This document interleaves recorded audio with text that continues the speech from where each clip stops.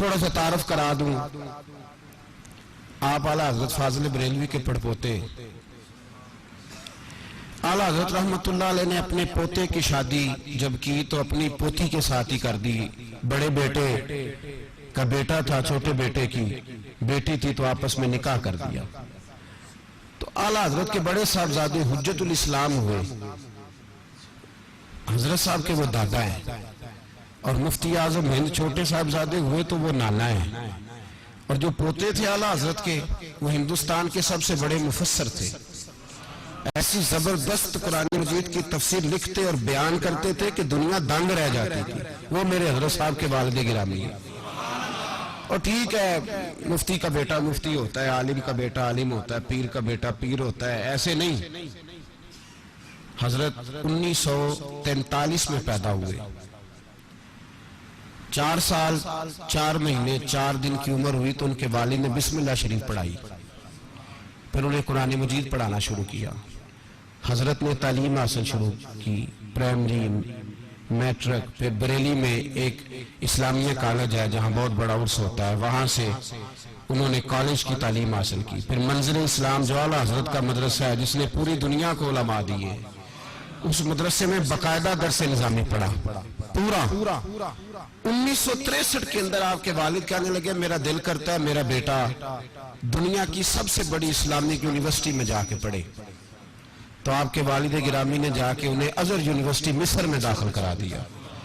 1963 سے لے کر 1966 تک 3 سال انہوں نے تخصص کیا.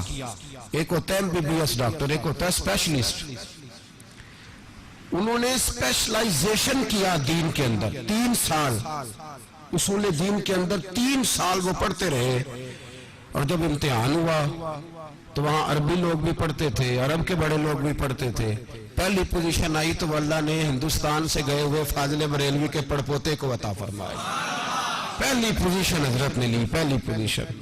اور آپ کے والد گرامی بیمار تھے، بوڑھے ہو رہے تھے، تو آپ نے ایک رسالہ نکالا کرتے تھے ہندوستان سے مانوا اعلیٰ حضرت. اس کے اندر لکھا میں غروب ہو رہا ہوں لیکن میرا اختر رضا طلوع ہو رہا ہے، اور جب وہ طلوع ہوگا تو زمانہ دیکھے گا کہ میرے سورج کی کرنیں کہاں کہاں جاتی ہیں.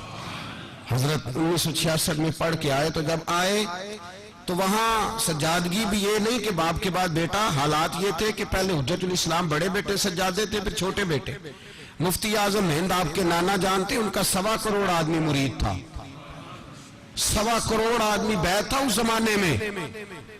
اور بڑے بڑے محدثین مفسرین ان کے سلسلے میں مرید تھے.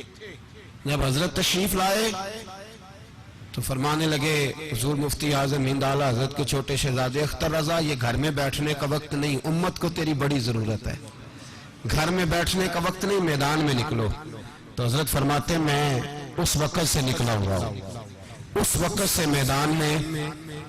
حضرت صاحب اردو بولتے ہیں تو جیسے لکھنؤ کے بہترین لوگ اردو بولتے ہیں ایسی بولتے ہیں، اور حضرت عربی بولتے ہیں تو عرب لوگ بھی دنگ رہ جاتے ہیں کہ اتنی اعلیٰ عربی بولتا ہے. انگریزی بولتے ہیں تو ان سے اچھی انگریزی کوئی نہیں بولتا. دنیا کی کئی زبانوں میں دسترس حاصل ہے. اور حال یہ ہے کہ دنیا کا کوئی کونا ایسا نہیں جہاں میرے حضرت نے سفر نہ فرمایا ہو.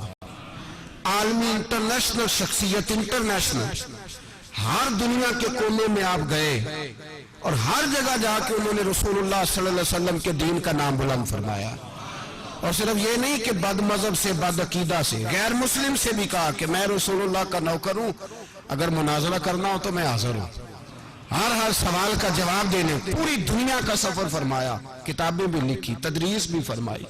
میں 90 کی دہائی سے حضرت کا غلام ہوں. کچھ لوگ ہوتے ہیں کسی جگہ مرید، ان کو شرم آتی ہے، جھجک آتی ہے کہتے ہوئے کہ وہ نہیں، ان کے لیے وہ جی میں عقیدت مند ہوں، ارادت مند ہوں، لفظ نہ ڈھونڈ کے استعمال کرتے ہیں، ان کو شرم آتی ہے. کچھ لوگ ایسی جگہ مرید ہوتے ہیں جہاں وہ گردن اٹھا کے کہتے ہیں کہ بھائی میں مرید نہیں، میں تو نوکر ہوں، میں تو غلام ہوں. میرے حضرت کے جتنے مرید ہیں انہوں نے کبھی ایسے کر کے نہیں کہا. وہ جب بات کرتے ہیں تو گردن اٹھا کے کہتے ہیں کسی معمولی کا نوکر تو نہیں، ہم تاج الشریعہ کے مرید ہیں، کوئی معمولی بات تو نہیں. غلامی پہ ناز کر. حضرت نے تقوی، پرہیزگاری تصویر کو ناجائز کہا تو پھر نہیں بنوائی ساری زندگی، نہیں بنوائی.